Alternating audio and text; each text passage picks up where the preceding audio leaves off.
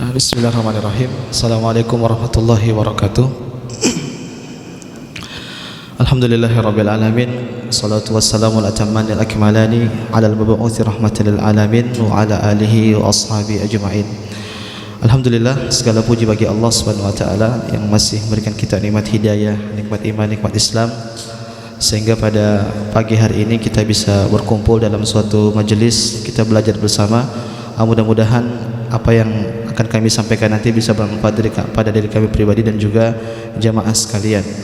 Salawat dan salam kita curahkan kepada Nabi kita Muhammad sallallahu alaihi wasallam, juga kepada putra-putri beliau, kepada istri-istri beliau, kepada para sahabat beliau dan seluruh orang-orang yang mengikuti jejak beliau hingga hari kiamat kelak.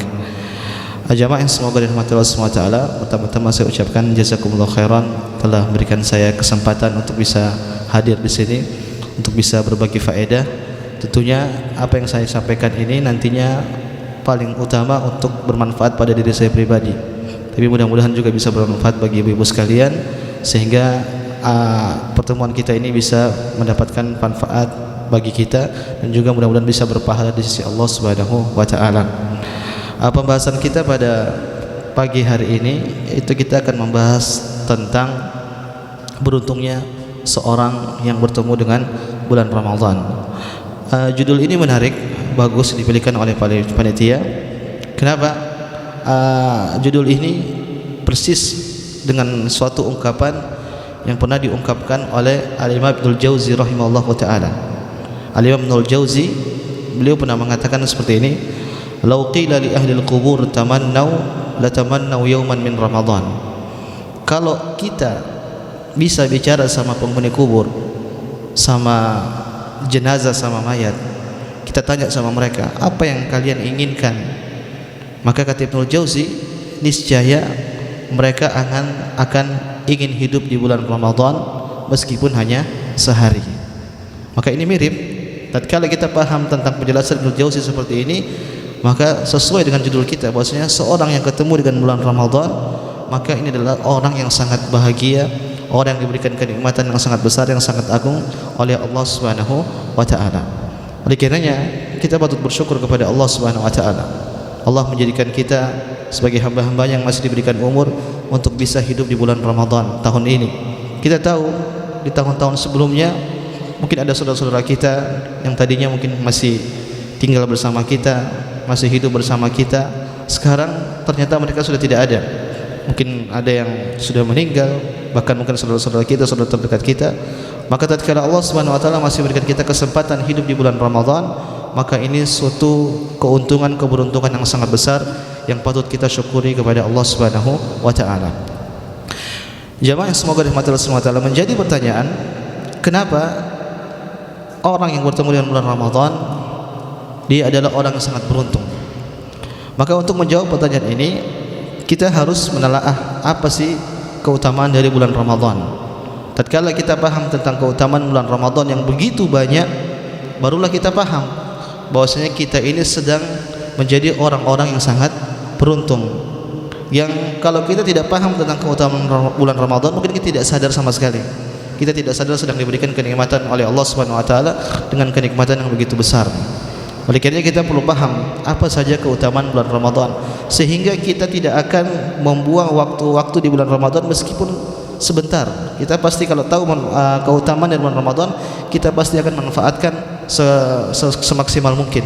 Bagaimana tidak terlalu banyak keutamaan yang ada di bulan Ramadan. Saya jelaskan pada per poin berkaitan dengan keutamaan bulan Ramadan.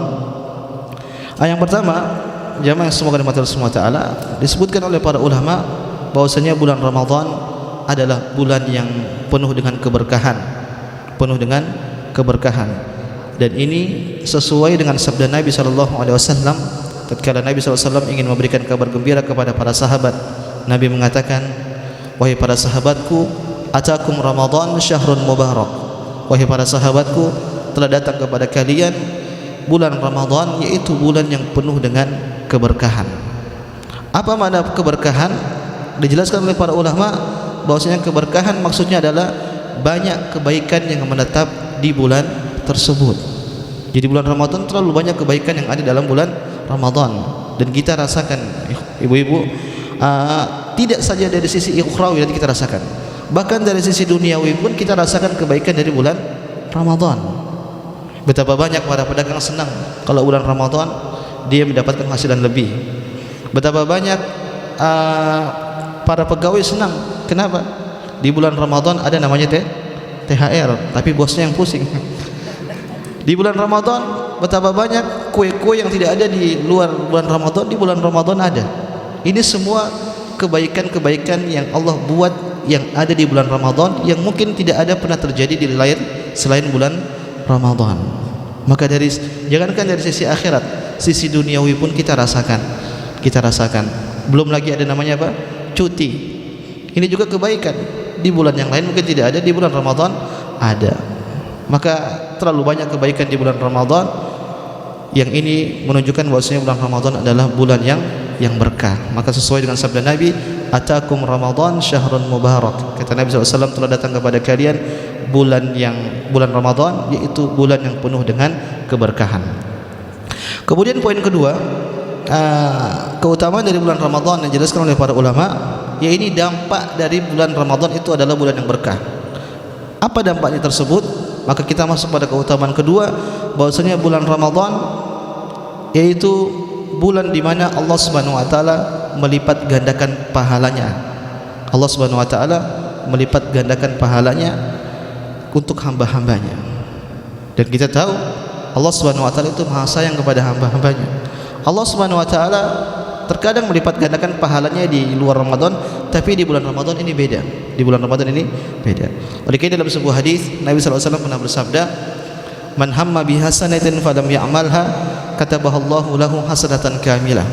Kata Nabi sallallahu alaihi wasallam, barang siapa yang hendak melakukan suatu kebaikan tapi dia tidak jadi lakukan, maka Allah akan catat bagi dia satu kebaikan sempurna. Bayangkan, pengen melakukan sesuatu, mungkin pengen sedekah, tahu-tahu kelupaan, dia tidak jadi lakukan, maka tidak jadinya itu mendapatkan satu apa?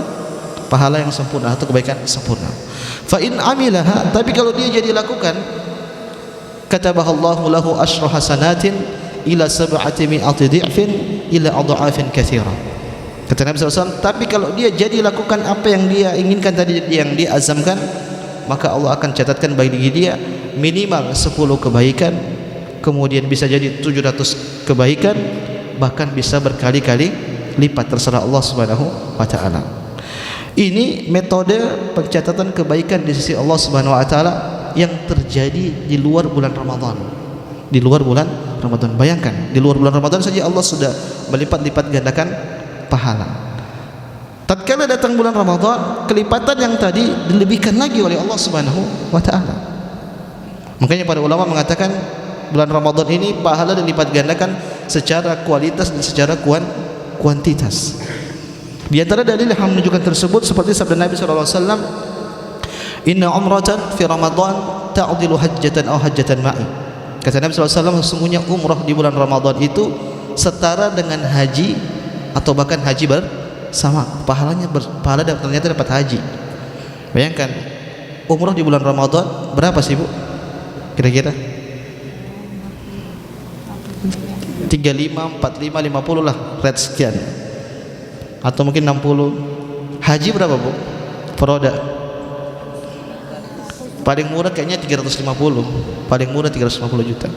Bayangkan 35 juta, 45 juta yang kita keluarkan di bulan Ramadan, ini bisa sama dengan uang yang dikeluarkan 350 juta di luar bulan Ramadan. Berarti kan pahalanya benar-benar dilipat gandakan oleh Allah Subhanahu wa taala. Umrah berapa hari, Bu, kalau kita umrah? 12 jam, 12 hari itu jalan-jalan. Umrahnya berapa hari? 3 sampai 4 jam. 3 sampai 4 jam. Kan 12 harinya kan jalan-jalan. Umrah cuma kalau Ramadan 4 sampai 5 jam lah, agak rame, agak padat. Haji berapa hari, Bu? Berhari-hari. Ritualnya banyak. Ternyata kita cuma tawaf, kemudian sa'i, kemudian tahalul, yang kita lakukan hanya mungkin 3 sampai 4 jam atau mungkin 5 jam di bulan Ramadan. Ini bisa setara dengan amalan soleh, ritual yang sangat banyak yang dilakukan di bulan haji. Maka ini menunjukkan bahwasanya bulan Ramadan benar-benar Allah Subhanahu wa taala lipat gandakan pahala bagi hambanya.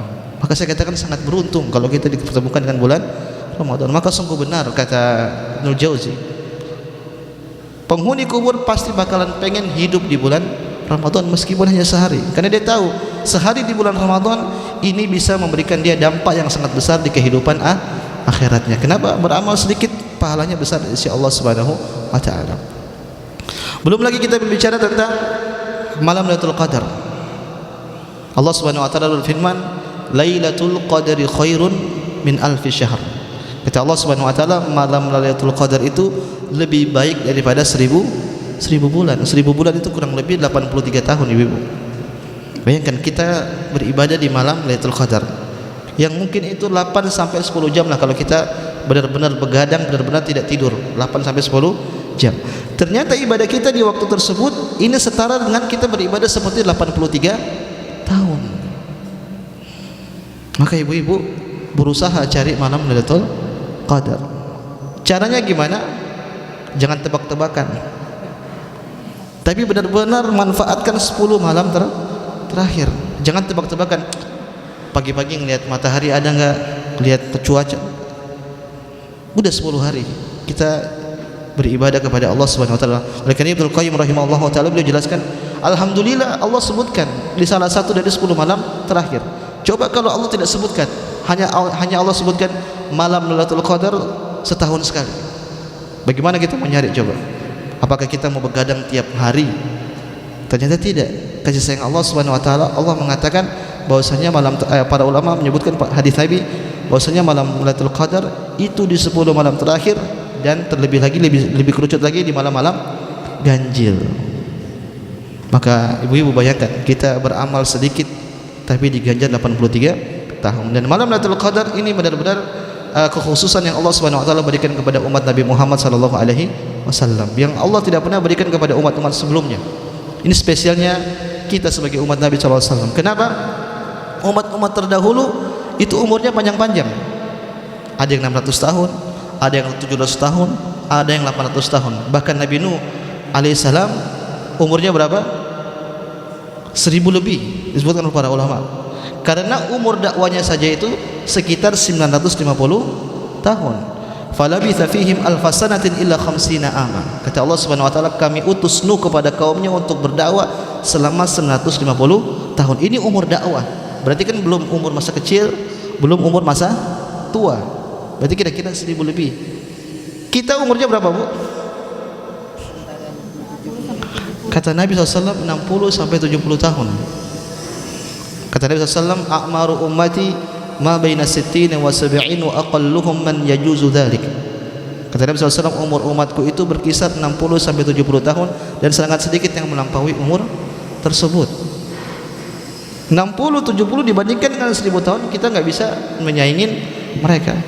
Oleh karenanya di antara spesialnya rahmat Allah Subhanahu wa taala kepada umat Nabi sallallahu alaihi wasallam, Allah memberikan event-event momen-momen tertentu yang dimana di situ pahala dilipat gandakan oleh Allah Subhanahu wa taala. Di antaranya seperti malam Lailatul Qadar atau bulan Ramadan secara umum, demikian juga seperti 10 pertama hari bulan Zulhijjah atau yang lainnya.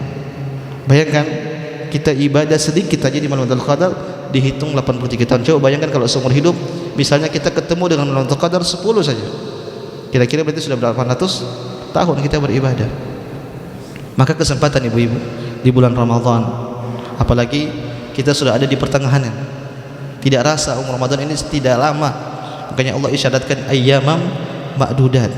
Bulan Ramadan itu hanya hari-hari yang berbilang, tidak lama. 10 hari pertama pergi, 10 hari kedua kita akan ketemu ini, tidak lama lagi 10 hari terakhir. Maka kesempatan kita manfaatkan bulan Ramadan dengan banyak beribadah kepada Allah Subhanahu wa taala. Karena pahala benar-benar lipat gandakan oleh Allah Subhanahu wa taala. Kemudian poin ketiga, di antara keutamaan bulan Ramadan yang perlu kita ketahui bahwasanya bulan Ramadan Allah Subhanahu wa taala membuka pintu surga selebar-lebarnya dan menutup pintu neraka setutupnya. Ini datang dalam sebuah hadis Nabi sallallahu alaihi wasallam mengatakan, "Idza dakhala Ramadan futihat abwabul jannah wa ghulliqat abwabun nar." Kata Nabi SAW, kalau sudah datang bulan Ramadan, maka Allah Subhanahu wa taala akan membuka pintu surga selebar-lebarnya dan menutup pintu neraka setutup-tutupnya. Dalam riwayat lain disebutkan futihat abwabus sama. Dalam riwayat lain disebutkan dibuka itu pintu-pintu langit. Wa ghulqat abwabul jahannam, dan ditutup pintu-pintu neraka. Kenapa? Maksudnya artinya pintu langit dibuka itu amal soleh mudah naik ke atas. Amal soleh mudah untuk diterima oleh Allah Subhanahu wa taala. Oleh karena Allah mengatakan ilaihi yas'alul kalimut thayyib wal amalus salih yarfa'u. Kata Allah Subhanahu wa taala, amalan-amalan saleh itu diangkat kepada Allah Subhanahu wa taala. Maka tatkala bulan Ramadan, pintu langit benar-benar dibuka oleh Allah Subhanahu wa taala selebar-lebarnya, sehingga amalan saleh yang dilakukan oleh hamba itu benar-benar diterima oleh Allah Subhanahu wa taala. Dan ini tidak pernah terjadi selain di bulan Ramadan. Maka kesempatan seakan-akan Nabi mengatakan pintu surga dibuka selebar-lebarnya, ini adalah kesempatan bagi kita untuk meraih surga sebesar-besarnya. Demikian juga pintu neraka ditutup, ini menjadi kesempatan kita untuk terhindar dari neraka sebesar-besarnya. Maka jangan kita buang-buang bulan Ramadan kalau kita paham berkaitan dengan keutamaan dari bulan Ramadan. Kemudian selanjutnya, di antara keutamaan bulan Ramadan disebutkan oleh Nabi SAW, yaitu wasufidatis syayatin, yaitu setan-setan dibelenggu oleh Allah Subhanahu wa taala. Jadi ini keutamaan Rabu keempat, setan dibelenggu oleh Allah Subhanahu wa taala. Mungkin ibu-ibu ada yang bertanya, katanya setan dibelenggu, tapi kok masih ada orang yang bermaksiat, masih ada orang warteg-warteg masih pakai horden, masih banyak orang buka puasa di sana. Harusnya kan tidak ada lagi maksiat kalau tidak ada setan dibelenggu. Maka dijelaskan oleh Ibnu Katsir rahimahullahu taala, beliau mengatakan begini, yang dibelenggu itu setan-setan besarnya, berarti iblisnya. Adapun setan-setan kecilnya itu masih dibiarin. Oleh karenanya meskipun ada terjadi kemaksiatan, tapi tidak semasif terjadi di luar bulan Ramadan. Kenapa? Yang menggoda itu setan-setan keroco yang kecil-kecil. Ini dijelaskan oleh Ibnu Katsir rahimahullahu taala. Ada pendapat lain mengatakan setan itu tidak dibelenggu, mereka masih bebas, tapi aktivitas mereka dikekang sedikit oleh Allah Subhanahu wa taala.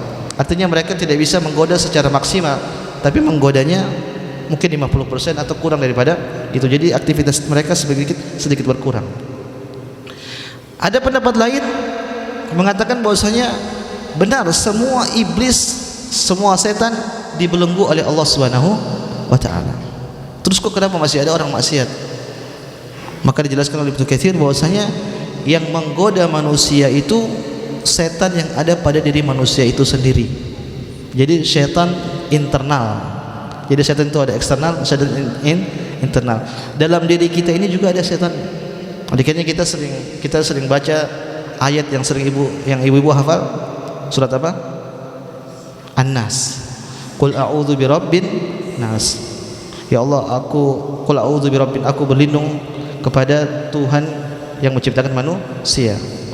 Qul a'udzu birabbin nas, malikin nas. Allah itu raja bagi manusia, pencipta manusia. Ilahin nas, Allah itu Tuhannya manusia. Min syarril waswasil khannas, dan kami berlindung kepada Allah Subhanahu wa taala dari waswas apa? Syaitan. Minal jinnati wan nas, yang setan tersebut dari setan jin dan juga setan manusia. Jadi dalam diri kita juga ada setan yang mengganggu kita, yang menyuruhkan kita untuk melakukan maksiat. Jadi ini diisyaratkan oleh Allah Subhanahu wa taala, inna nafsa la'ammaratun bisu. Sesungguhnya jiwa ini akan memerintahkan manusia untuk melakukan keburukan. Maka kita harus paham bahwasanya meskipun setan dibelenggu, ternyata masih ada juga setan dalam diri kita. Seakan-akan para ulama mengatakan bahwasanya selama 11 bulan setan beneran ini udah didikin kita. Udah didikte, nanti kamu begini. Pas setannya dibelenggu, kita yang setan manusia yang bekerja menggoda manusia. Maka ini diantara keutamaan bulan Ramadan. Meskipun setan benar-benar dibelenggu, tapi masih ada setan dalam diri kita. Tapi yang kita rasakan bahwasanya kemaksiatan yang dilakukan oleh manusia di bulan Ramadan ini tidak semasif yang terjadi di luar bulan Ramadan. Maka ini keutamaan dari bulan Ramadan, setan-setan dibelenggu oleh Allah Subhanahu wa taala. Kemudian di antara keutamaan selanjutnya yang dijelaskan oleh Nabi sallallahu alaihi wasallam bahwasanya kalau sudah datang bulan Ramadan maka akan terdengar suara-suara seruan yang menyerukan, ya bagiyal khair aqbil wa ya bagiyal syarr aqsir. Yaitu suara yang mengatakan bahwasanya wahai hamba-hamba yang hendak melakukan kebaikan, bersegeralah, dan wahai hamba-hamba yang hendak melakukan keburukan, berhenti. Jadi ini kita rasakan ibu-ibu, kita rasakan secara tidak sadar. Kita ini misalnya pengen berbuat kebaikan, kayaknya kita didorong-dorong, ayo segera, segera, segera. Dan sebaliknya tatkala kita hendak melakukan keburukan, kayaknya ada yang nahan, ini bulan Ramadan, jangan. Dan situasi seperti ini hanya ada di bulan Ramadan, tidak ada di bulan-bulan lainnya. Maka sungguh luar biasa, bulan Ramadan ini benar-benar sudah disetting sedemikian rupa oleh Allah Subhanahu wa taala supaya kita ini benar-benar jadi hamba yang taat sebenarnya, hamba yang taat. Maka sangat beruntung kalau orang ketemu dengan bulan Ramadan, dia hidup di suatu masa yang mana masa tersebut sudah disetting oleh Allah Subhanahu wa taala menjadi masa ketaatan kepada Allah Subhanahu wa taala. Kemudian keutamaan selanjutnya dijelaskan oleh Nabi sallallahu alaihi wasallam, walillahi utaqa'u minan nar wa dzalika fi kulli lailatin. Kata Nabi sallallahu alaihi wasallam bahwasanya di bulan Ramadan itu di setiap malamnya Allah Subhanahu wa taala akan membebaskan hamba-hambanya dari api neraka Jahannam. Maka ibu-ibu yang semoga dirahmati Allah Subhanahu wa taala, di setiap malam Allah akan membebaskan hamba-hambanya dari api neraka Jahannam, dan ini terjadi di setiap malam bulan Ramadan. Maka kesempatan bagi kita harus banyak doa, ya Allah selamatkan kita dari api neraka Jahannam. Dan ini terjadi di setiap malam. Kenapa saya ingin katakan ini terjadi setiap malam? Karena ini menyelisih hadis yang sering disampaikan oleh para duat yang membagi bulan Ramadan menjadi berapa ibu-ibu? 3. 10 hari pertama apa? Awwaluhu rahmah. Kemudian yang ketiga awsatuhu maghfirah. 10 hari kedua itu bulan ampunan. Kemudian 10 hari ketiga apa? Pembebasan dari api neraka Jahannam. Ternyata kata para ulama, hadis ini yang membagi Ramadan menjadi 3 ini hadisnya lemah, hadisnya dhaif. Kenapa? Karena dia menyelisihi hadis yang sahih. Hadis yang sahih tadi mengatakan apa? Allah akan membebaskan hambanya di setiap malam. Adapun hadis yang ini kapan? 10 hari terakhir. Seakan-akan hadis yang ini mengatakan kalau orang ketemu 10 hari pertama kemudian dia meninggal, dia tidak ketemu 10 hari kedua, maka dia cuma baru dapat rahmat, dia belum dapat ampunan, dan dia belum mendapatkan ampunan kebebasan dari api neraka Jahannam. Demikian juga kalau ada orang wafat di malam 18 misalnya, berarti dia tidak ketemu 10 hari terakhir, berarti dia baru dapat rahmat dengan ampunan, dia tidak dapat pembebasan dari api neraka Jahannam.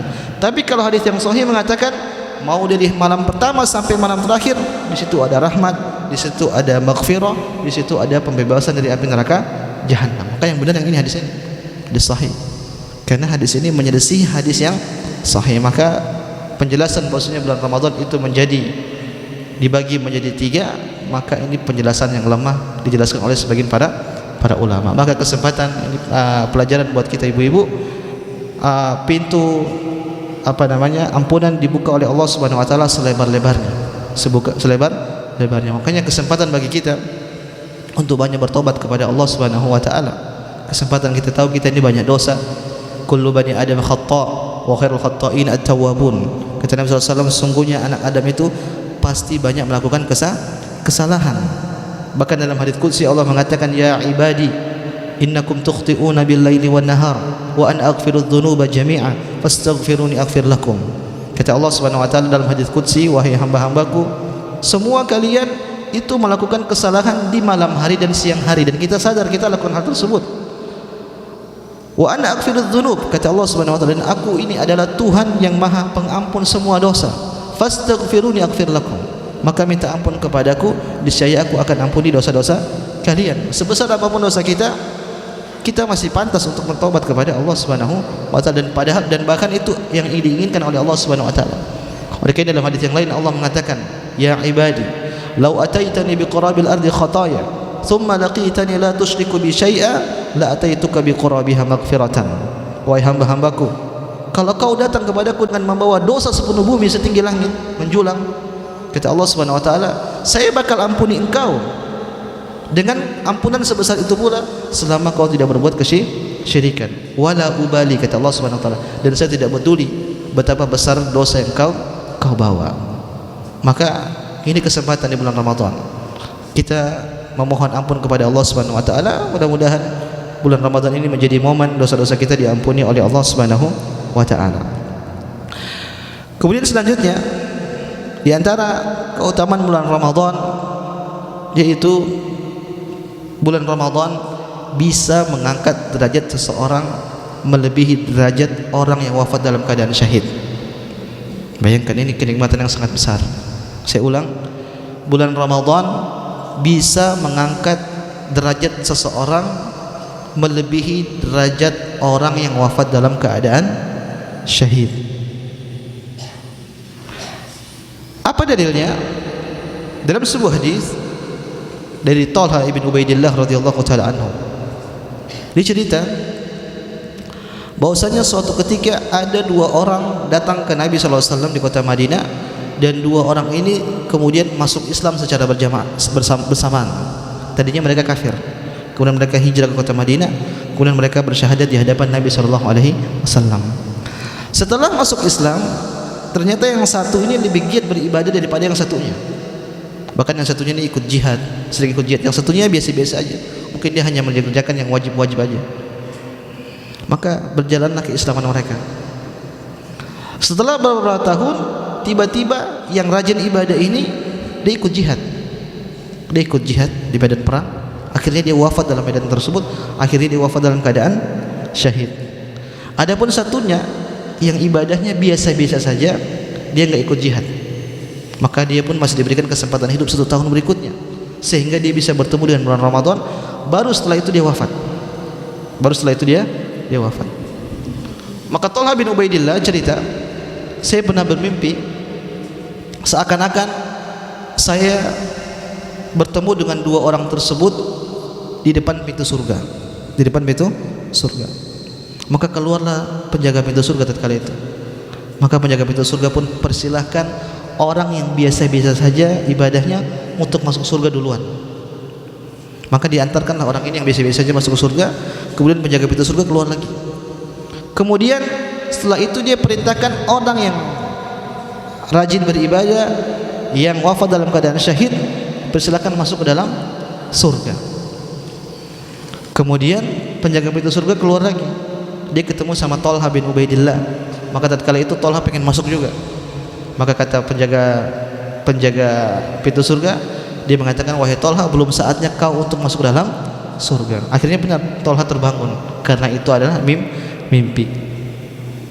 Maka Talha pun cerita sama para sahabat, wahai para sahabatku, tadi saya mimpi begini, saya mimpi begini. Bagaimana pendapat kalian? Kata para sahabat, ini mimpi aneh. Kok bisa orang yang biasa-biasa saja ibadahnya masuk surga duluan mengalahkan orang yang wafat dalam keadaan syahid?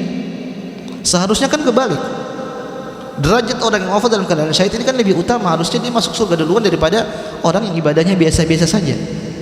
Maka mereka pun gemuruh, bingung.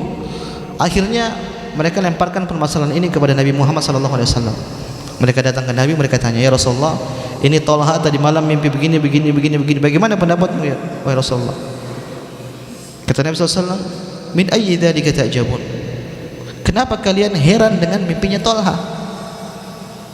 Kata para sahabat, ya kami bingung ya Rasulullah, kami heran.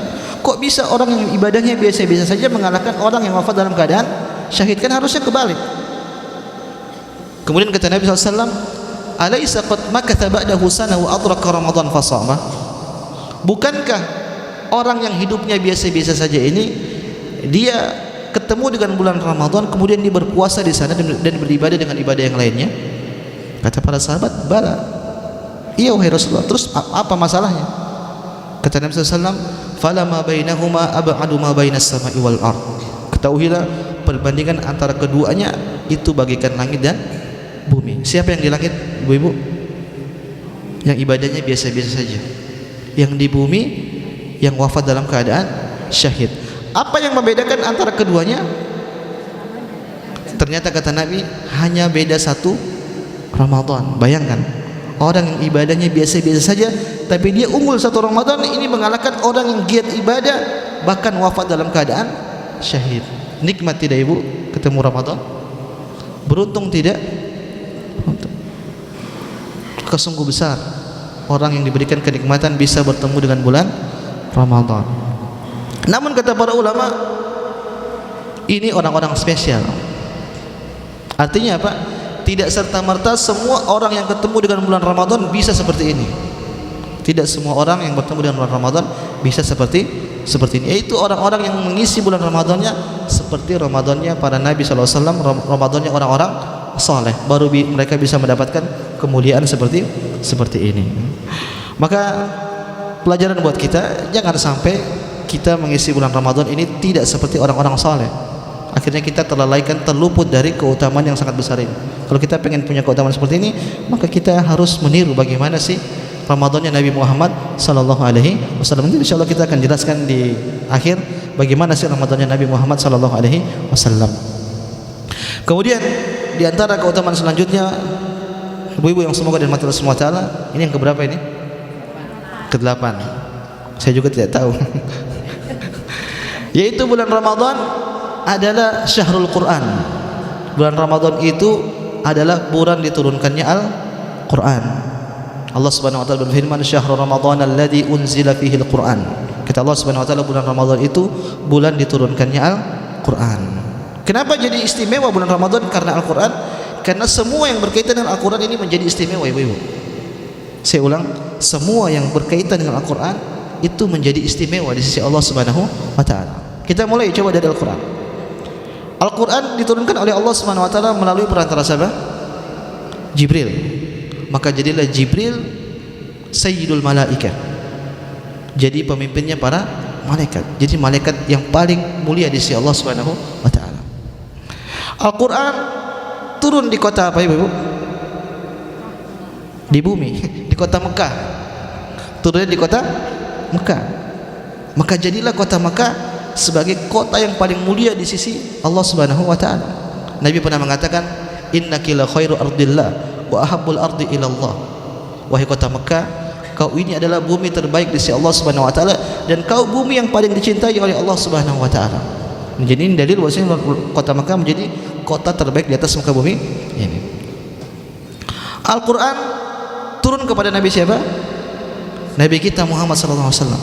Jadilah Nabi kita sallallahu alaihi wasallam sebagai nabi terbaik, sayyidul anbiya. Jadinya menjadi pemimpin para nabi. Al-Quran turun di bulan apa ibu? Bulan Ramadan. Maka jadilah bulan Ramadan bulan yang paling mulia. Al-Quran turun di malam apa? Malam Lailatul Qadar. Maka jadilah malam Lailatul Qadar sebagai malam yang paling mulia. Ini semua dalil bahwasanya semua yang berkaitan dengan Al-Quran, maka jadilah dia yang terbaik. Maka ibu-ibu, kalau kita pengen jadi manusia yang mulia, maka kita harus banyak interaksi sama Al-Quran. Maka pasti kita akan jadi manusia yang mulia. Bukankah Nabi SAW pernah bersabda, "Khairukum man ta'allama al-Qur'ana wa 'allamah." Sebaik-baik kalian itu orang yang belajar Al-Quran dan yang mengajarkan Al-Quran. Maka kalau kita pengen jadi orang mulia, nggak perlu kita cari jabatan ini, jabatan itu, jabatan itu cuma urusan dunia.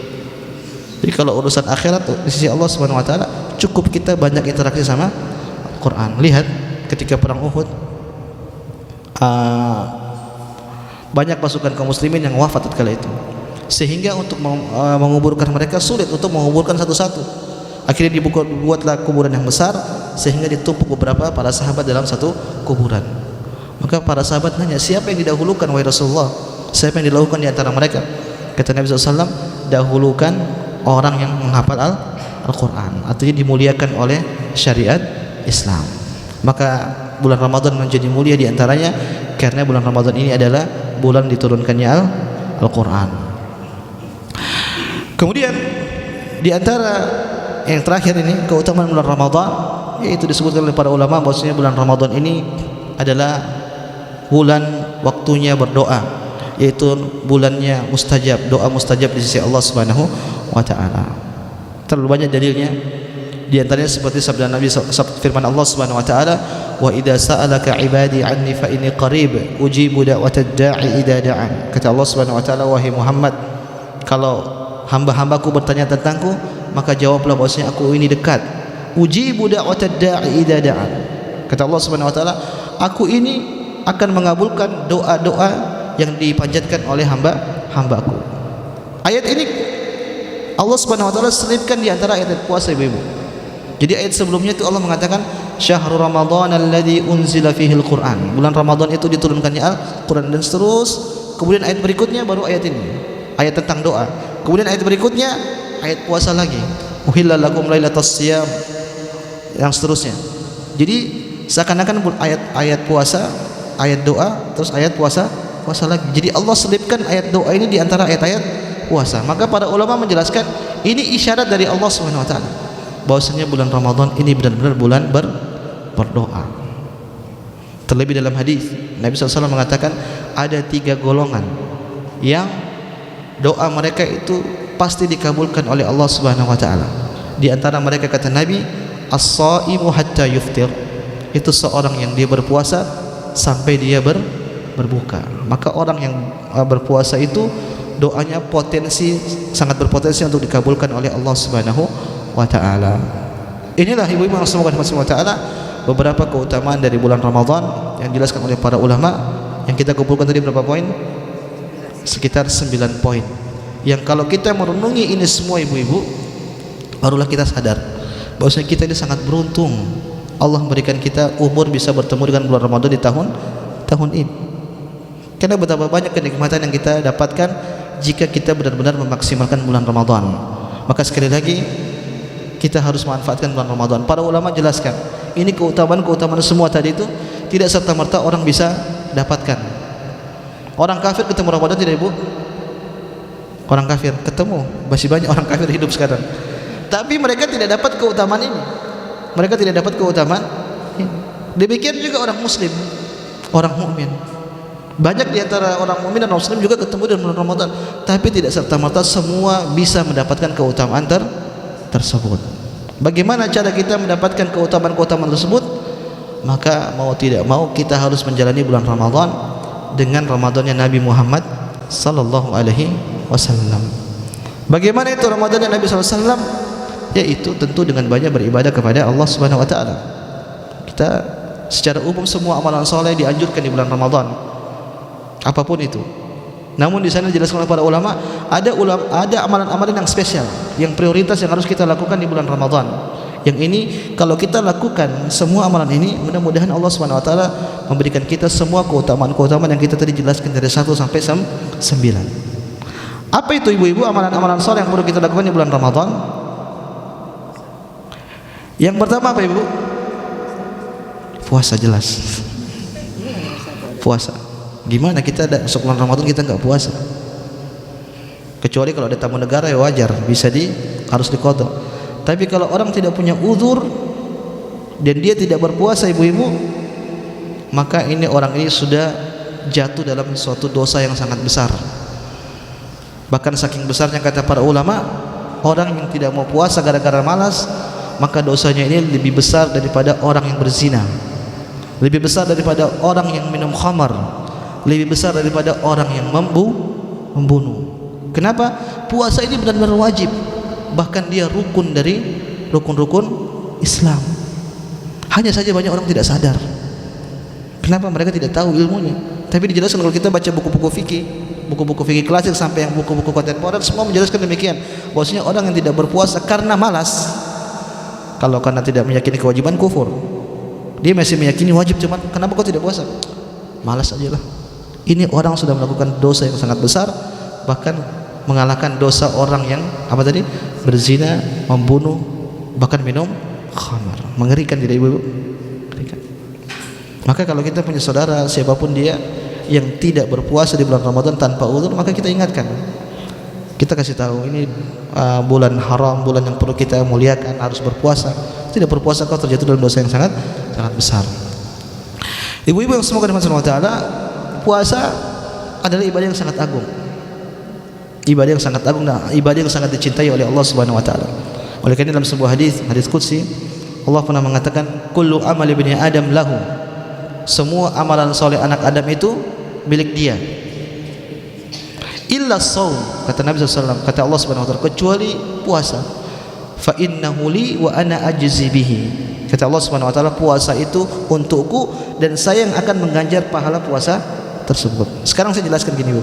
Allah mengatakan begini, semua amalan soleh itu milik hamba tersebut, tapi kalau puasa itu khusus buat saya dan saya akan mengganjar pahala tersebut. Apakah amalan-amalan soleh yang lainnya bukan Allah yang mengganjar? Allah juga yang mengganjar. Tapi sengaja Allah membuat diksi seperti ini, kenapa? Ingin meyakinkan kita bahwasanya benar-benar dosa, benar-benar pahalanya itu sangat besar. Saya analogikan seperti ini. Misalnya kita punya karyawan, Mas, kalau kau kerjakan proyek ini berhasil, saya kasih kamu bonus 1M misalnya. Kalau kau berhasil di proyek B, saya kasih bonus 2M. Tapi kalau di produk C ini, kalau kau benar-benar lolos, adalah spesial. Kira-kira besar atau kecil, Bu?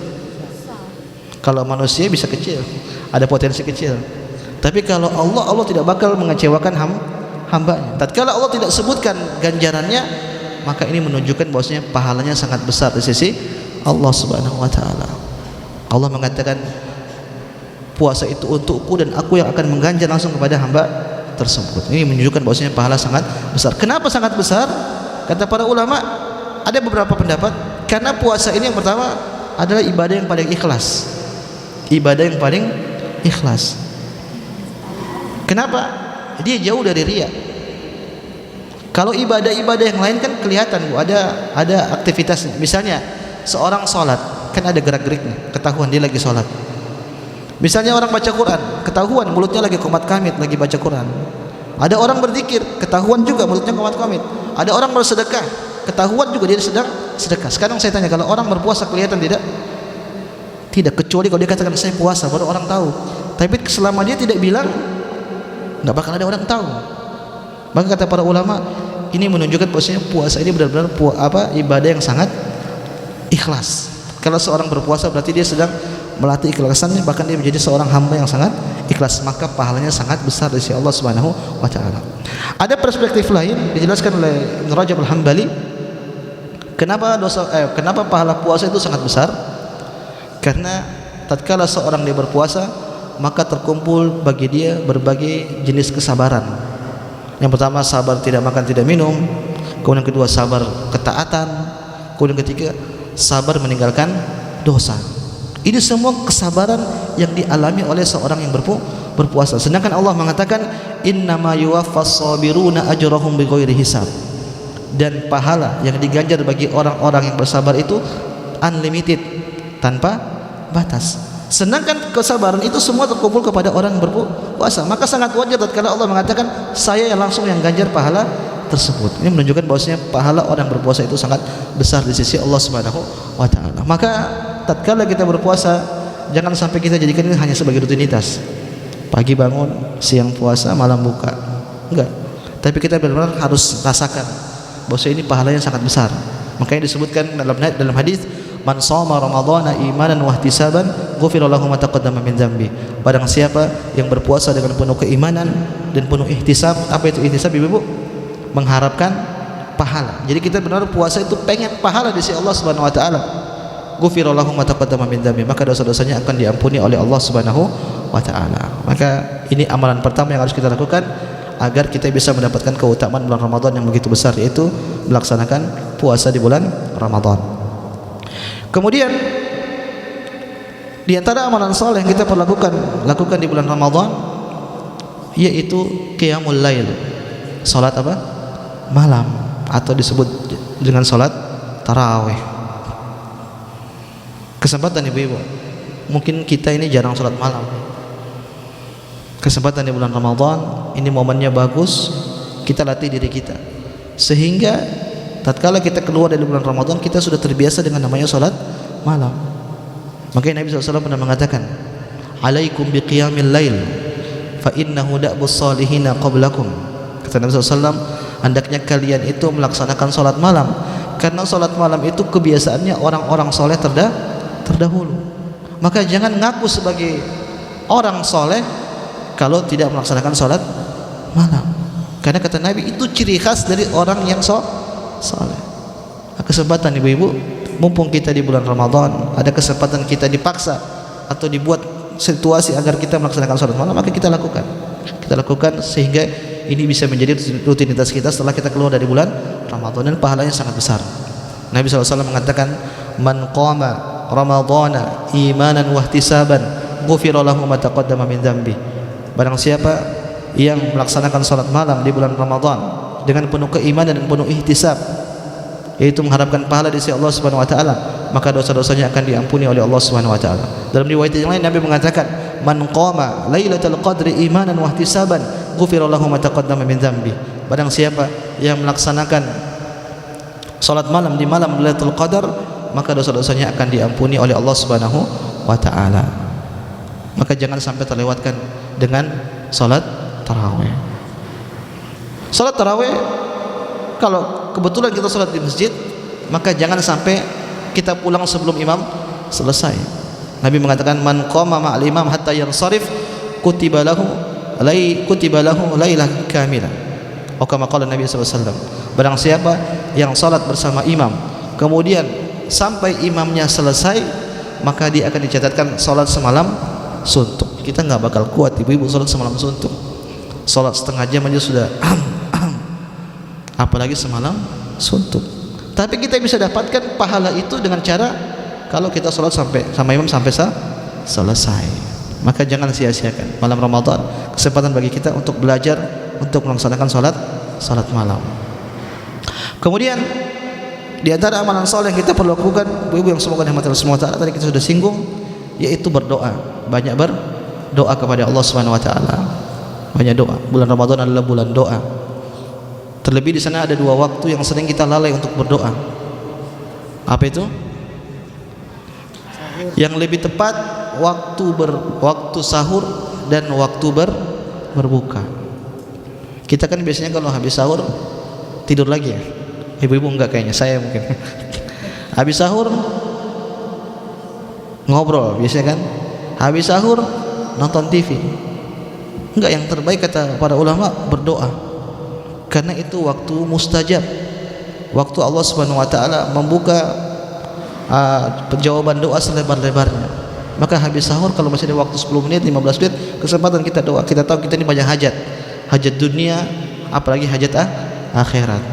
Kemudian waktu berikutnya yaitu waktu berbuka.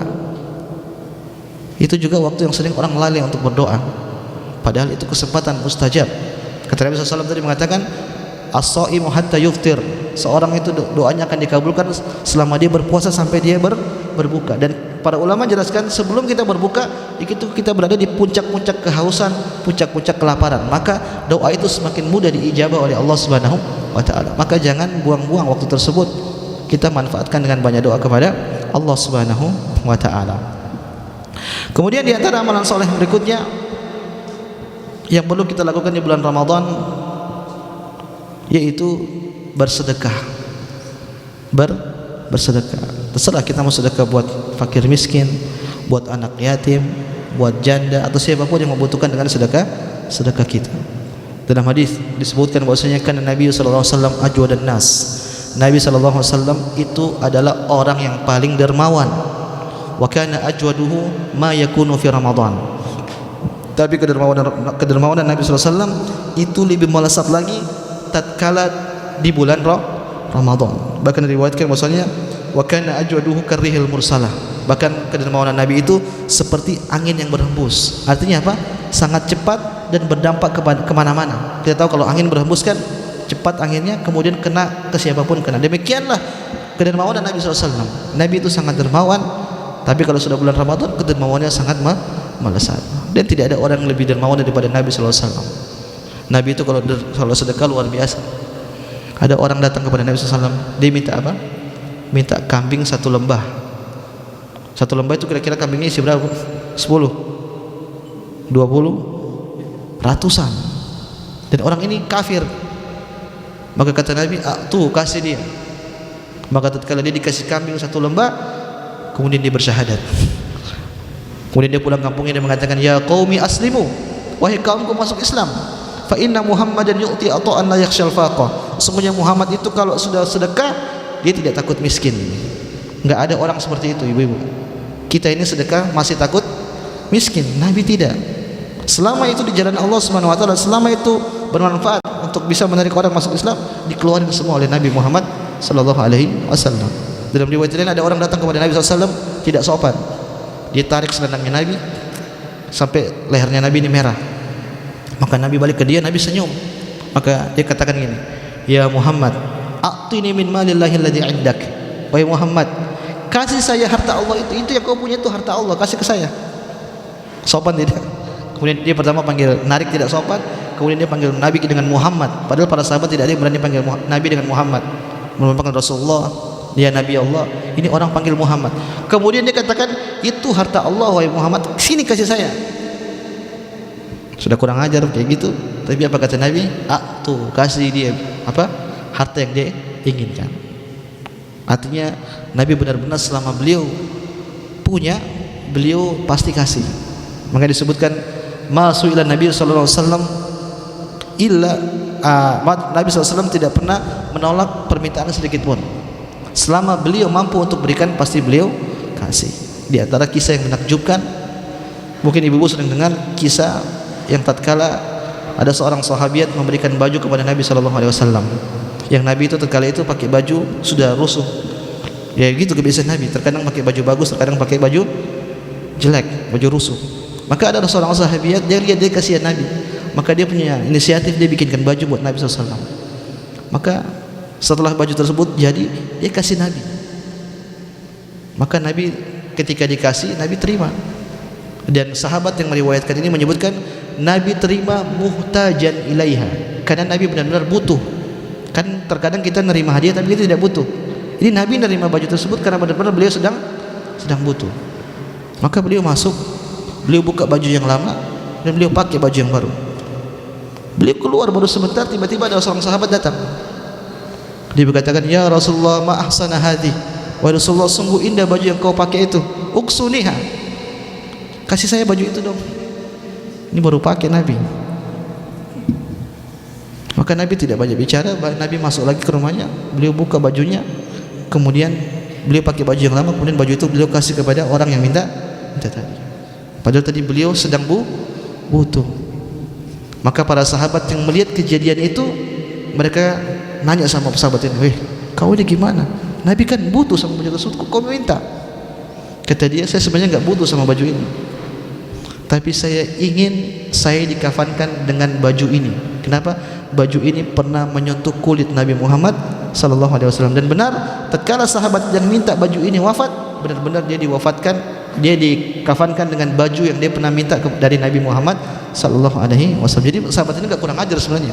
Dia hanya mencari keberkahan dari Nabi Muhammad sallallahu alaihi wasallam. Ini saya ingin menggambarkan betapa dermawannya Nabi sallallahu alaihi wasallam. Ini di luar Ramadan. Kalau sudah di bulan Ramadan, maka lebih dahsyat lagi kedermawanan Nabi Muhammad sallallahu alaihi wasallam. Maka bagi ibu-ibu yang punya kelebihan harta, kesempatan di bulan Ramadan, pahalanya dilipat gandakan oleh Allah Subhanahu wa taala. Dan sedekah terbaik di bulan Ramadan apa itu ibu-ibu? Kasih fakir miskin, anak yatim. Tapi apa? Memberikan makan bagi orang yang berbuka puasa. Ini sedekah terbaik. Nabi mengatakan, man fattara sha'iman kana lahu mithlu ajrihi ghairu annahu la yanqusu min ajri shaimi syai'a. Kata Nabi SAW, barang siapa yang memberikan makanan bagi orang yang berbuka malam, ibu, jangan siang, kana lahu, maka dia akan mendapatkan pahala orang yang berpuasa tersebut tanpa mengurangi pahalanya sedikit pun. Jadi kalau ibu-ibu hari ini berpuasa, kemudian ibu-ibu kasih makan orang 10 untuk berbuka puasa, pahala ibu-ibu berapa? 11. Satu pahala ibu sendiri, 10 dari pahala orang yang makan dari makanan ibu. Enak tidak Bu? Enak, mudah. Nasi kotak berarti sekarang kemarin 50.000 ya. Dengan 50.000 itu kita bisa dapat pahala puasa, bayangkan. Pahala puasa. Yang pahala puasa itu berat. Kalau kita lakukan puasa 10 hari coba betul-betul berat. Tinggal kita kasih makan 10 orang, kita dapat pahala puasa 10 orang. Maka kesempatan bikin proyek Ibu. Pokoknya bulan Ramadan ini saya harus kasih makan orang berbuka puasa sekian. Bikin proyek, bikin target, kesempatan. Mumpung kita masih hidup, masih diberikan harta, sedekahkan harta kita di jalan yang baik. Kemudian di antara amalan soleh yang perlu kita lakukan di bulan Ramadan yaitu iktikaf. Apa? Iktikaf. Yaitu kita berdiam di masjid untuk beribadah kepada Allah Subhanahu wa taala. Bagaimana ibu-ibu iktikaf tadi ibu-ibu? Kata para ulama boleh-boleh saja. Yang penting kondisinya memungkinkan. DKM-nya menyiapkan. Tapi kalau tidak menyiapkan, disiapkan enggak masalah di rumah. Di rumah juga tidak apa-apa. Karena ibu-ibu memang lebih utama di rumah. Tapi kalau ada masjid-masjid yang memang memfasilitasi, mengkondisikan, maka enggak masalah. Itu bagus kalau mau beriktikaf. Kemudian di antara amalan saleh yang perlu kita lakukan yang paling penting yaitu membaca Al-Qur'an. Membaca Al-Quran. Tadi kita sebutkan bahwasanya bulan Ramadan ini bulan Al-Quran yang Jibril saja turun ke langit, kayak turun ke bumi untuk ngajarin Nabi SAW Al-Quran. Jadi Nabi itu Jibril tidak pernah turun kepada Nabi untuk ngajarin Al-Quran di bulan-bulan lainnya kecuali di bulan Ramadan. Ada tadarus antara malaikat Jibril dan Nabi Muhammad SAW. Sehingga pada ulama menjelaskan di antara amalan soleh yang penting kita lakukan di bulan Ramadan itu banyak membaca Al-Quran. Dan kalau baca Al-Quran, kalau kesempat dan lebih baik kita baca plus dengan apa? Terjemahnya, supaya kita paham berkaitan dengan isi atau maksud dari kandungan ayat yang difirmankan oleh Allah Subhanahu wa taala. Jadi jangan sekedar hanya fokus untuk menghatamkan Al-Quran, tapi kita juga kalau bisa membaca makna-makna dari Al-Quran. Ini penting sehingga keimanan masuk dalam hati kita ini lebih cepat. Makanya Ibnu Qayyim menjelaskan mana lebih utama, menghatamkan Al-Quran atau membaca sedikit Al-Quran tapi kita baca dengan maknanya, paham. Kata Ibnu Qayyim lebih utama seorang dia bacanya sedikit tapi dia paham isi kandungan dari Al-Quran tersebut daripada hanya sekedar tujuan untuk menghatamkan Al-Quran. Maka bulan Ramadan kesempatan perbanyak baca Al-Quran. Terlebih memang Al-Quran ini sarana yang paling cepat untuk kita mendapatkan pahala di sisi Allah Subhanahu wa taala. Bayangkan satu huruf diganjar 10 kebaikan. Bayangkan kalau satu halaman berapa huruf itu? Bayangkan kalau satu juz, bayangkan satu Al-Quran, tinggal dikali-kali aja. Makanya Allah mengatakan wa in ta'uddu nikmatallahi la tuhsuha. Kalau kita mau main hitung-hitungan sama Allah, kita bakal kalah, enggak bakal mampu. Kita hitung jumlah ayat yang kita baca aja kita enggak bisa hitung huruf-hurufnya. Maka sungguh benar Allah mengatakan kalau kita mau main hitung-hitungan dengan Allah Subhanahu wa taala, maka kita tidak bakalan mampu. Kemudian di antara amalan soleh selanjutnya ibu-ibu yaitu jauhi maksiat. Jauhi maksiat. Ini penting karena maksiat itu di antara hal yang bisa menggugurkan pahala amalan soleh seorang, apalagi pahala puasa. Terkadang kita terlalu fokus sama pembatal puasa. Kita enggak makan, kita enggak minum, kita enggak berhubungan sama pasangan atau yang lainnya. Tapi kita lupa sama satu aspek yang sangat penting, yaitu pembatal pahala puasa. Kenapa? Terkadang seorang itu bisa jadi dia puasa tapi enggak ada pahalanya. Ini disadarkan oleh Nabi SAW. Man lam yada' qawla zur wal amala bihi falaysa lillahi haja an yada'a ta'amahu wa syarabah. Kata Nabi SAW, barang siapa yang berpuasa kemudian dia tidak meninggalkan perkataan-perkataan dusta, maka Allah tidak butuh sama puasanya. Kata Allah, Allah tidak butuh sama puasanya. Apa makna Allah tidak butuh? Dijelaskan dalam hadis yang lain, rubba shaimin laisa lahu min siyamihi illa al-ju' wal 'atash. Kata Nabi SAW, betapa banyak orang itu yang berpuasa tapi dia tidak dapatkan dari puasanya tersebut kecuali lapar dan haus. Artinya enggak ada pahalanya sama sekali. Maka jangan sampai kita menghancurkan pahala-pahala kita dengan kemaksiatan. Mungkin masih gibah ini, gibah itu, nyinyirin ini, nyinyirin itu. Ini semua penggugur pahala puasa. Riwayatnya Abu Hurairah pernah mengatakan, ma shoma man ya'kulu luhuman nas. Tidak dikatakan seorang itu berpuasa selama dia masih makan daging saudaranya. Apa daging saudara? Maksudnya dia bergibah, nyeritain orang, bahasa apa, nyinyirin orang. Biasanya mulainya gini, tahu nggak sih? Nah itu sudah mulai itu muqaddimah itu. Tahu nggak sih? Nah itu hati-hati. Kalau sudah dapat kalimat-kalimat seperti itu, mending menjauh. Jangan sampai puasa kita pahalanya hilang. Rugi bu, kita pagi-pagi kita sahur, siang kita puasa, kemudian malam kita buka, sampai seharian kita puasa, kemudian nanti kita wafat, kita cari pahala puasa kita ternyata nggak ada, puasanya habis. Mungkin Nabi sebutkan tentang orang-orang yang muflis, orang-orang yang bangkrut. Siapa mereka? Man ya'ti yaumal qiyamati bi salatin wa siyamin wa zakatin wa qad ya'ti qad syatama hada wa qadhafa hada wa akala mala hada wa daraba hada. Kata Nabi SAW, nanti di hari kiamat itu ada orang-orang yang bangkrut. Kenapa? Dia datang dengan bawa pahala yang sangat banyak, pahala salat, pahala puasa, dan pahala lainnya. Ternyata dia di dunia pernah mencela ini, mungkin mengajak ini, pernah ghibah ini, ghibah itu. Nah dosa-dosa pahalanya ini pun dibagi-bagikan kepada orang-orang yang dia zalimi tersebut. Akhirnya habis pahalanya. Maka kita nggak pengen pahala kita seperti itu. Apalagi yang ngambil pahala kita itu orang yang kita benci. Ibu-ibu, kalau kita ghibahin orang kita benci tidak sama dia? Ya tidak. Iya. Nanti pahala kita diambil sama dia. Sakit hati kan? Jangankan sama orang kita benci, bahkan orang tua kita, anak kita, kalau ngambil pahala kita nggak rela. Kita nggak rela di hari kiamat. Yauma yafirul mar'u min akhi wa ummihi wa abi wa sahibatihi wa bani likulli imri'in minhum yawma idzin sya'nu yughni. Kata Allah Subhanahu wa taala, pada hari kiamat itu semua nanti orang lari masing-masing ngurus diri sendiri. Dia nggak mau ketemu sama ibunya, dia nggak ketemu sama anaknya, dia nggak mau. Kenapa? Dia takut pahalanya diambil sama ibunya. Kenapa? Dulu dia tidak berbakti sama ibunya. Kalau sama ibunya sendiri tidak mau kasih pahala, bagaimana dengan orang yang kita jengkel, yang dia jengkel, yang dulu dunia dia gibahin atau yang lainnya? Itu nanti orang-orang yang kita gibahin, yang kita zalimi akan ngambil pahala kita. Maka jangan sampai kita zalimi orang, rugi kita. Pahala capek-capek, beramal capek-capek, ternyata pahalanya tidak ada. Terlebih di bulan Ramadan, jangan sampai kita sia-siakan pahala puasa kita dengan bermaksiat. Kemudian yang terakhir ibu-ibu yang saya ingin sampaikan pada kesempatan kali ini, dan ini sangat penting, yaitu ihtisab. Beramal dengan penuh ihtisab. Apa itu ihtisab? Benar-benar pengen pahala di sisi Allah Subhanahu wa taala. Jadi kita puasa, kita hadir ke dalam hati, ya Allah, mudah-mudahan pahalanya ada pahalanya. Saya berharap pahala yang sangat besar kepadamu ya Allah. Ini harus kita hadirkan sesering mungkin. Kenapa? Dalam hadis banyak sekali Nabi SAW itu mengaitkan amalan soleh dengan ihtisab. Contoh tadi kita sebutkan, barang siapa yang berpuasa dengan penuh keimanan dan penuh ihtisab, itu mengharap pahala, maka dosa-dosanya akan diampuni oleh Allah Subhanahu wa taala.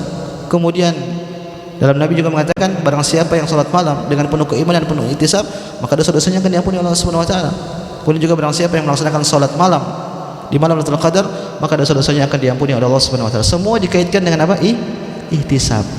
Maka jangan sampai kita mengisi Ramadan kita hanya dengan rutinitas biasa, tapi terlalu hadirkan dalam benak kita, saya ini puasa benar-benar pengen pahala di sisi Allah Subhanahu wa taala. Yang terakhir yang kedua, yaitu momen bertobat ibu-ibu. Momen bertobat. Jadikan bulan Ramadan ini sebagai momen kita bertobat kembali kepada Allah Subhanahu wa taala. Kenapa demikian? Kalau dosa kita tidak diampuni di bulan Ramadan, maka kita sungguh celaka. Karena kita termasuk bagian dari doanya Jibril alaihissalam. Malaikat Jibril suatu ketika pernah datang kepada Nabi. Kemudian Jibril berdoa, syaqiya abdun, sungguh celaka seorang hamba, adraka Ramadan, dia ketemu dengan bulan Ramadan, fansalakha minhu, kemudian dia keluar dari bulan Ramadan, walam yughfar lahu, dalam keadaan dosa-dosanya tidak diampuni oleh Allah Subhanahu wa ta'ala. Yang doa Jibril, kemudian Nabi mengatakan amin, ya Allah kabulkan. Maka kalau orang ketemu bulan Ramadan kemudian dia lebaran, dosa-dosanya tidak diampuni oleh Allah Subhanahu wa taala, maka sungguh ini hamba yang sangat celaka. Maka kesempatan, kita tahu umur kita enggak lama dan kita ini banyak dosa sama Allah, juga dosa sama manusia. Kita taubat kembali kepada Allah Subhanahu wa taala. Allah itu sangat cinta sama hambanya yang bertobat. Allah mengatakan innallaha yuhibbut tawwabin. Allah Subhanahu wa taala itu cinta sama orang-orang bertaubat. Dan hadis Nabi mengatakan wallahu arhamu bi ibadi min hadhihi bi waladiha. Allah itu sangat sayang kepada hambanya melebihi sayangnya seorang ibu kepada anaknya. Kita tahu ibu itu sama anaknya itu seperti apa sih? Ibu itu rela melakukan apapun. Mungkin dia sampai mau sakit, mau ngutang, mau apapun, dia rela demi anaknya. Ternyata kasih sayang Allah kepada hambanya itu lebih besar daripada kasih sayang seorang ibu kepada anaknya. Maka jangan sampai kita ragu-ragu untuk bertobat kepada Allah Subhanahu wa taala. Karena terkadang ada bisikan setan mengatakan, ente banyak dosa, ngapain taubat, nanti balik lagi. Enggak, kita katakan urusan nanti jatuh lagi urusan belakang. Yang penting sekarang kita bertobat. Selama kita taubatnya nasuha benar, pasti Allah akan jaga kita untuk tidak terjatuh lagi dari dosa-dosa yang sama. Tapi kalau kita terjatuh lagi berarti bertobat lagi, jatuh lagi bertobat lagi, dan sangat wajar. Allah mengatakan kullu bani Adam khata'. Setiap anak Adam itu berulang-ulang kali melakukan kesalahan. Yang penting kita jujur, kita bertobat kepada Allah Subhanahu wa taala, insyaallah pasti Allah akan menjaga kita. Maka amalan saleh yang ingin saya ingatkan untuk diri saya pribadi dan ibu-ibu sekalian, perbanyak taubat kepada Allah Subhanahu wa taala, bertobat di waktu-waktu mustajab. Kemudian banyak mengucapkan beristighfar. Nabi pernah bersabda, tuba liman wajada fi sahifatihi istighfaran katsiran. Sungguh beruntung bagi seorang hamba yang dia mendapatkan di catatan amalnya itu banyak ucapan istighfar. Lisan mudah di lisan, maka tidak ada alasan bagi kita untuk tidak banyak beristighfar. Nabi kita sallallahu alaihi wasallam pernah mengatakan, "Innila astaghfirullah fil yaum aktsar min 70 marrah." Nabi sallallahu alaihi wasallam itu istighfar sehari lebih daripada 70 kali. Dalam riwayat yang lain ada seorang sahabat cerita, saya pernah duduk bareng Nabi dalam satu majelis, Nabi itu mengucapkan astagfirullah wa atubu ilaih sebanyak 100 kali. Ini dalam satu majelis. Bagaimana dengan majelis-majelis yang lainnya? Kalaulah Nabi yang dosa-dosanya sudah diampuni oleh Allah Subhanahu wa taala, orang soleh, beliau masih bertobat, terus kita yang dosa-dosanya tidak ada jaminan diampuni oleh Allah Subhanahu wa taala, terus kita malas bertobat. Maka harusnya kita lebih utama lagi untuk bertobat kepada Allah Subhanahu wa taala. Maka saya ingatkan sekali lagi, perbanyak bertobat, perbanyak istighfar kepada Allah Subhanahu wa taala. Mudah-mudahan bulan Ramadan ini menjadi momen bagi kita untuk mendapatkan ampunan Allah Subhanahu wa taala seluas-luasnya, sebesar-besarnya, sehingga kita keluar dari bulan Ramadan dalam keadaan dosa-dosa kita diampuni oleh Allah Subhanahu wa taala. Ini yang bisa kami sampaikan, ibu-ibu semoga Allah. Mudah-mudahan apa yang kami sampaikan ini bisa kita amalkan untuk mengisi hari-hari kita di sisa-sisa bulan Ramadan ini. Sungguh bulan Ramadan ini sangat cepat, jangan sampai kita sia-siakan. Tidak lama, mungkin sekitar beberapa hari lagi kita akan keluar dari bulan Ramadan. Maka kesempatan, semakin hari semakin giat beribadah kepada Allah Subhanahu wa taala. Nabi mengatakan, Aisyah cerita tentang Nabi, karena Nabi sallallahu alaihi wasallam idza dakhala al-ashr shadda mi'zarahu. Nabi sallallahu alaihi wasallam itu kalau sudah masuk 10 malam terakhir, beliau kencangkan ikat pinggangnya. Artinya semakin hari semakin giat beribadah. Jangan semakin hari semakin giat masak, tapi giat beribadah kepada Allah Subhanahu wa taala. Allah udah masak, Gojek aja lah, GoFood. Kesempatan beribadah kepada Allah Subhanahu wa taala. Wallahu taala alam. Mungkin ada yang bertanya, Ibu. Ustaz, saya akan membacakan pertanyaan. Ada 2 masuk pertanyaan dari jamaah. Bismillah. Assalamualaikum warahmatullahi wabarakatuh. Ustaz, tadi Ustaz menyebutkan ada 3 golongan yang doanya dikabulkan. Ustaz baru menyebutkan 1 golongan yang berpuasa. 2 golongan lagi Ustaz belum sebutkan. Yang kedua, yang satu orang berpuasa, yang kedua pemimpin yang adil. Pemimpin yang adil. Kemudian yang ketiga, saya lupa. Orang yang terzalimi, dakwatul mazlum, orang yang terzalimi. Jadi ada 3 golongan yang doanya dikabulkan oleh Allah Subhanahu wa taala. Pertama itu orang yang berpuasa, kemudian pemimpin yang adil, kemudian orang yang terzalimi. Bahaya orang terzalimi ini, Bu. Bahkan para ulama menyatakan meskipun kafir, tapi kalau dia dizalimi, dia berdoa, Allah kabulkan. Maka jangan zalimin orang. Takutnya kalau kita zalimi orang, nanti dia berdoa, ya Allah buat keburukan sama dia, dikabulkan tidak? Kabulkan. Maka jangan menzalimi orang. Allah taala alam. Ada satu lagi ya, Tat. Assalamualaikum warahmatullahi wabarakatuh. memberi makan sekaligus kepada panti asuhan yatim piatu untuk pahalanya ke almarhum. Apakah ada amalan lain supaya amal pahalanya ditujukan ke almarhum? Jelaskan oleh Syekh Abdul Razak hafizahullah taala, ada kesempatan kita bisa beramal untuk orang-orang yang sudah wafat, terlebih orang tua kita misalnya. Yang pertama yaitu sedekah. Kata para ulama, sedekah yang kita keluarkan dan kita niatkan untuk orang yang sudah wafat itu sampai. Jadi kalau kita kasih makan buka puasa kepada orang, kita niatkan buat orang yang kita kasih pahala, insya Allah sampai. Kemudian yang kedua apa? Haji atau umrah. Maka kalau orang tua kita atau saudara kita yang sudah meninggal, kita badalkan, itu pahalanya sampai. Demikian juga umrah, tatkala kita badalkan juga sampai. Wallahu ta'ala, yang saya hadir sekarang ini kayaknya lebih dari dua dari amalan itu. Tapi yang saya hadir di kepala saya baru dua itu tadi. Sedekah sama apa tadi? Haji dan umrah. Wallahu ta'ala alam. Satu lagi tadi. Assalamualaikum warahmatullahi wabarakatuh. Ustadz, apa dimungkinkan wanita akhwat itikaf di rumah, tidak di masjid? Bagaimana cara pelaksanaannya yang terbaik agar ibadah menghasilkan pahala yang tepat? Dibahas oleh para ulama fikih tentang bagaimana wanita itikaf. Yang itikaf sebenarnya tempatnya di mana? Di masjid. Di masjid. Dan masjid itu yang ada sholat 5 waktunya. Tidak disyaratkan sholat Jumat. Nanti dia boleh sholat Jumat keluar.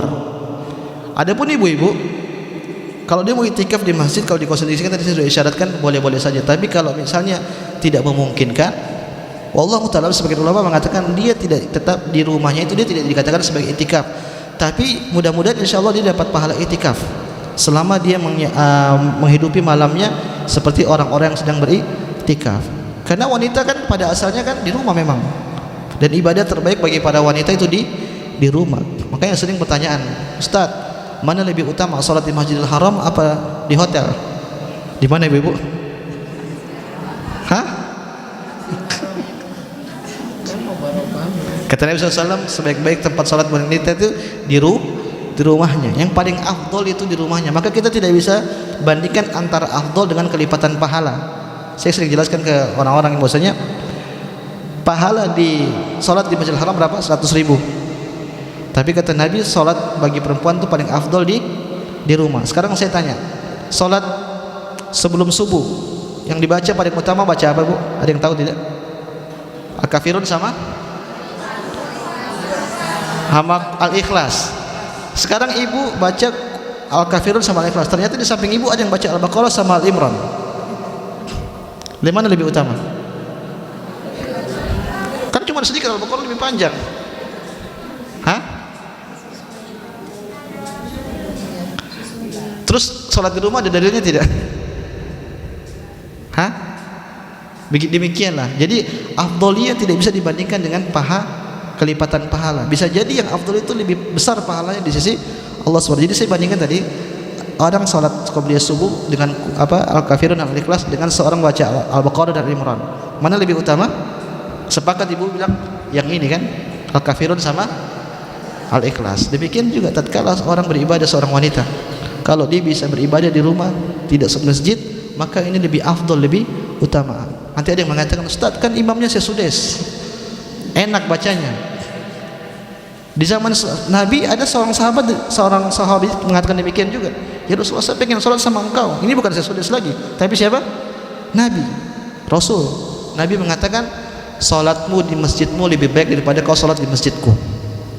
Artinya ini orang ini dia safar, mungkin dia pergi agak sedikit jauh sholat di Masjid Nabawi. Kemudian Nabi mengatakan lagi, dan sholatmu di rumahmu itu lebih baik daripada sholatmu di masjid. Jadi kesimpulannya yang terbaik di mana? Di rumah. Meskipun imamnya siapa? Rasulullah, bukan sesudes lagi, Rasulullah. Apalagi cuman sekedar sudes. Tapi kalau ibu-ibu kan sesekali di Masjidil Haram. Kalau mau pergi Masjidil Haram nggak masalah. Demikian juga kayak taraweh. Kalau ibu-ibu mau sholat di masjid nggak masalah, tidak dilarang. Tapi kalau selama bisa sholat di rumah, yang terbaik itu di rumah. Wallahu ta'ala alam. Jadi kalau mau itikaf, tetap jalankan malam, hidupkan malam di rumah, nggak masalah. Mudah-mudahan itu juga bisa mendapatkan afdoliyah, mendapatkan pahala besar sebagaimana orang itikaf. Wallahu taala alam. Ustaz, ada yang mau bertanya langsung sebentar. Oh, ya.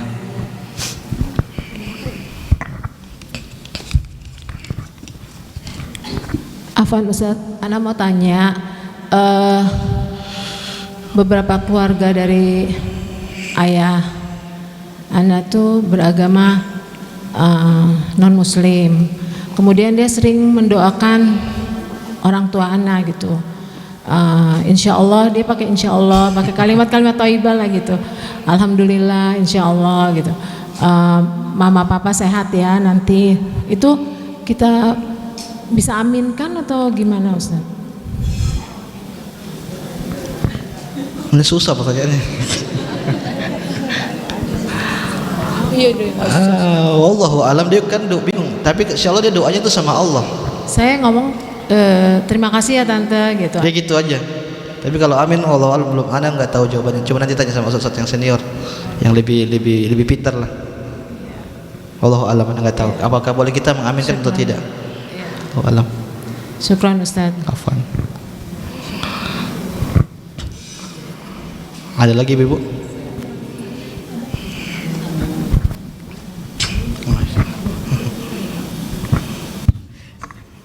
Assalamualaikum warahmatullahi wabarakatuh. Assalamualaikum. Izin bertanya Ustadz, pahala puasa itu hanya Allah yang tahu.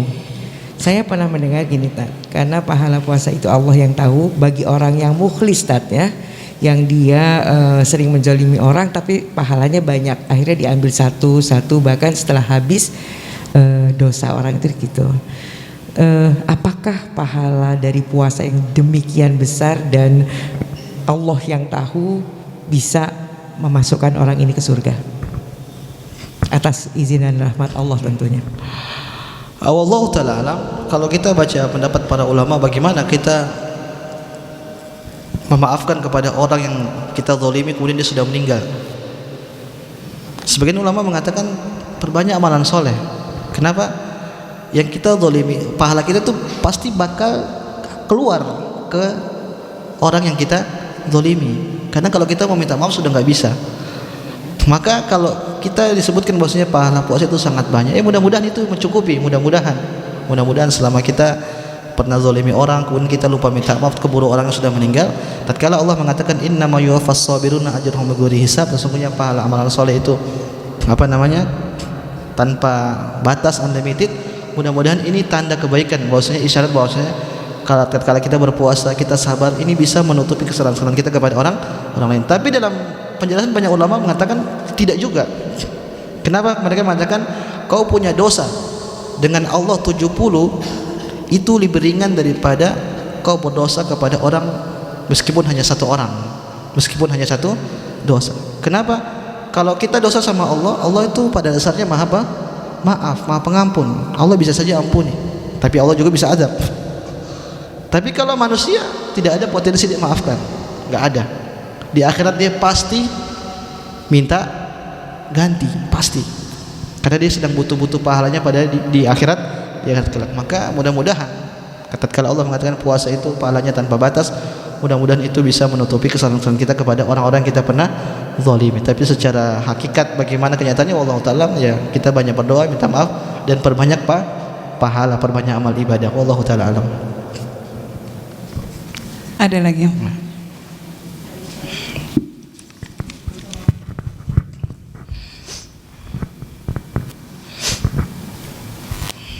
Bismillah. Ustadz izin bertanya, tadi di keterangannya Ustadz ada seorang sahabat yang meminta baju kepada Rasulullah ya Ustadz, untuk dijadikan kafan gitu ya Ustadz ya. Nah, memang kita boleh ya Ustadz pakai mengkafani orang dengan baju itu atau bagaimana sih? Saya maksudnya saya kurang paham, takutnya jadi salah paham bahwa kita boleh memakai baju gitu. Enggak, ya jadi gitu, bagus ini supaya nggak salah paham, benar. Jadi baju di zaman dulu itu sama seperti ketika tatkala orang umroh sekarang, Bu. Jadi bajunya rida sama izar. Jadi bukan pakaian kayak kita gamis, enggak. Jadi cuman kain untuk menutup atas sama sarung. Jadi kalau bisa dibikin kain kafan itu seperti itu. Jadi bukan baju yang seperti kita, zaman sekarang udah banyak pernik-perniknya. Iya, takutnya salah paham. Benar. Wallahu taala. Bisa saja mungkin digunting-gunting. Tapi sebenarnya baju zaman dahulu itu sebagaimana zaman bajunya orang sekarang sedang berihram. Persis seperti itu. Wallahu taala alam. Sudah Bu ya? Satu lagi. Ya. Assalamualaikum Ustaz. Mau bertanya, tadi Ustaz sampaikan kalau kita banyak-banyak berdoa itu akan diampuni dosa-dosa kita. Itu maksudnya dosa yang mana Ustaz? Dosa besar kecil? Ya. Bagaimana Ustaz? Banyak dalil yang menyebutkan kalau kita melakukan ini dosa-dosanya akan diampuni, melakukan ini dosa-dosanya diampuni, melakukan itu dosa-dosanya diampuni. Kata para ulama, ini semuanya dosa kecil. Semuanya dosa kecil. Adapun dosa besar butuh taubat sendiri. Misalnya kita pernah melakukan suatu dosa yang dosa besar lah. Misalnya mungkin kita yang tabu, mohon maaf, misalnya ada orang pernah minum khamar misalnya, maka dia butuh taubat khusus. Tidak cukup dengan dia melakukan amalan-amalan soleh, tapi dia butuh taubat khusus. Ada satu amalan soleh yang kata para ulama bisa menghapus semua dosa meskipun tanpa taubat, bahkan dosa-dosa besar. Apa itu? Ada yang tahu ibu-ibu? Nanti kalau tahu dapat hadiah dari panitia. Ibadah haji. Ibadah haji. Kata Nabi SAW, saya lupa redaksi, intinya maknanya siapa yang haji lam yarfuth, dia tidak berkata-kata kotor dan tidak berbuat kefasikan, kharaja, dia akan keluar seperti dia saat keluar dari rahim ibunya. Kita tahu manusia kalau keluar dari rahim ibunya kan tanpa dosa, maka seperti itulah dosa-dosanya akan diampuni oleh Allah Subhanahu wa taala. Tapi sebagian ulama mengatakan toh tidak, ada yang juga yang mengatakan tidak demikian. Cuman toh kalau kita di Arafah kan kita pasti berdoa, kita minta ampun, maka otomatis dosanya akan diampuni oleh Allah Subhanahu wa taala. Maka yang saya ingin jelaskan, kalau ada amalan, ada hadis-hadis atau Al-Qur'an yang mengatakan kalau lakukan ini dosa-dosanya diampuni, lakukan ini dosa-dosanya diampuni, ini semua berkaitan dengan dosa kecil. Adapun dosa besar butuh taubat sendiri, butuh taubat sendiri. Wallahu taala alam.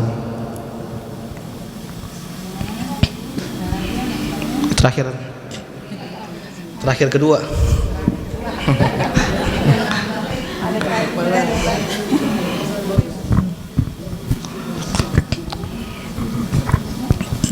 Ustaz izin bertanya, kalau cara kita berdoa, maksudnya kita minta sesuatu untuk anak misalnya, itu boleh nggak? Misalnya supaya anak kita diterima sekolah di sini atau gimana? Tapi di akhir itu kita bilang kalau itu terbaik untuknya, atau gimana cara berdoanya? Nggak masalah kita berdoa, ya Allah misalnya, ya Allah mudah-mudahan anak saya bisa kuliah di universitas ini, tapi kita bilang mudah-mudahan, tapi kami kembalikan kepada Engkau yang terbaik yang mana. Cuman kan kita berharap mudah-mudahan itu. Kalau tidak dikabulkan bisa jadi itu kita harus husnudzon, berarti itu buruk, mungkin lebih baik tempat yang. Jadi boleh-boleh saja kita berdoa apa yang kita inginkan, tapi kita pasrahkan kepada Allah hasilnya. Makanya di antara bentuk doa yang benar itu kita doa, kita minta, kemudian kita ikhtiar, kemudian kita serahkan kepada Allah. Tatkala Allah tidak kabulkan berarti ini yang terbaik, gitu, seperti itu. Jadi boleh-boleh saja kita minta sama Allah, ya Allah mudah-mudahan anak saya bisa sekolah di sini. Dan tapi kata kita akan kembalikan kepada Allah, apapun keputusannya itu pasti yang terbaik, gitu. Wallahu taala alam. Udah Bu ya?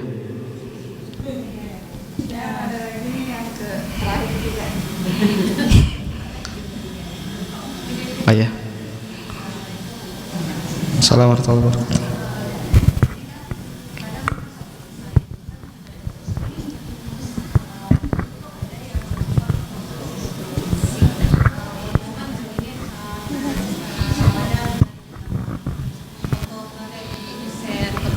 Nah itu gimana tuh Pak?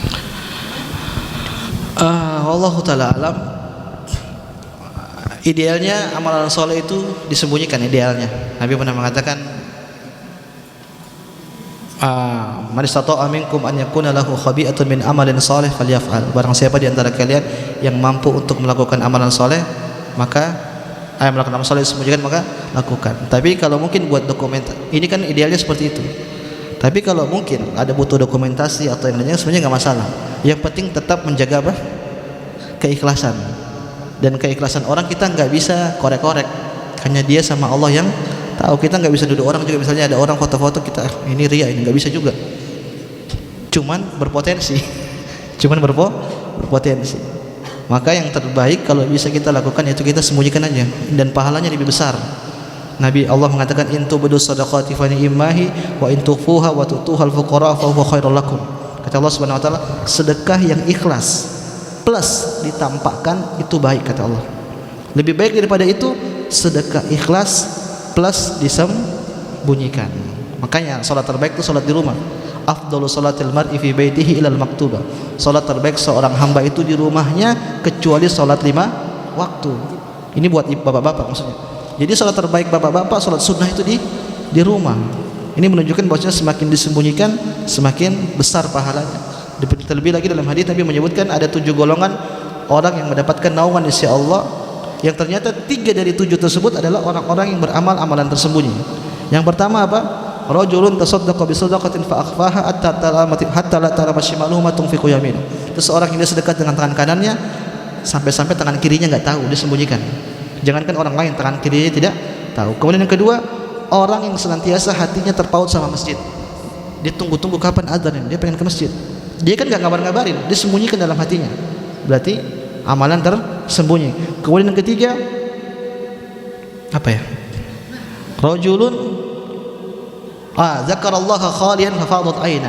Itu seorang yang dia diam sendiri mengingat Allah, kemudian air matanya menangis. Jadi dia enggak nangis di depan jamaah. Dia enggak sholat kemudian di foto, di video kemudian dia nangis, enggak. Tapi dia nangis sendiri, takut sama Allah. Dia sembunyikan tangisannya untuk Allah Subhanahu wa taala. Berarti ini amalan tersembunyi. Maka idealnya yang terbaik kita menyembunyikan amalan salat. Tapi kalau kita butuh untuk dokumentasi atau mungkin butuh untuk menyemangatkan orang, enggak masalah. Yang penting jaga apa? Keikhlasan. Itu yang penting. Wallahu taala alam. Saya tutup ibu-ibu sampai di sini. Saya lupa yang terakhir. Ya, tadi kita dapat info bahwasanya saudara kita pewakaf dari masjid ini sedang mengalami cobaan, sedang sakit. Maka saya mohon kepada ibu-ibu sekalian kita mendoakan beliau, mudah-mudahan beliau diberikan kesembuhan oleh Allah Subhanahu wa taala, kesembuhan yang sempurna sebagaimana doa Allah, doa Nabi SAW, syafahullahu syifaan ajilan la yughadiru saqama. Itu doa meminta kesembuhan kepada pewakaf Bapak Dodi Abdul Khadir. Mudah-mudahan beliau diberikan kesembuhan secepatnya oleh Allah Subhanahu wa taala dengan kesembuhan yang sempurna. Wallahu taala alam. Ini bisa kami sampaikan ibu-ibu. Jangan lupa doanya sekali lagi. Saya mohon maaf kalau ada salahnya, kalau ada benarnya dari Allah Subhanahu wa taala, kalau ada salahnya ini murni dari kebodohan saya, dan saya mohon maaf dan saya siap rujuk dari kesalahan tersebut. Saya tutup subhanakallahumma bihamdik asyhadu an la ilaha illa anta astaghfiruka wa atubu ilaik. Assalamualaikum warahmatullahi wabarakatuh.